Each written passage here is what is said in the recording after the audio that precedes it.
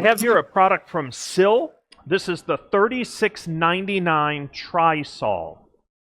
The SIL Trisol photo art paper. This is an excellent third-party media that is certified. It has been certified, and it is certified across the entire 300 and 500 series portfolio. This is, without question, one of my favorite papers to print on. It is an excellent photo paper. It holds up well. It has a nice weight. The printability is beautiful. Again, the SIL 3699 Trisol. This is a classic paper. It's been around with the latex portfolio for a very long time. SIL makes excellent papers, very good coatings, high quality product. You really can't go wrong with this product.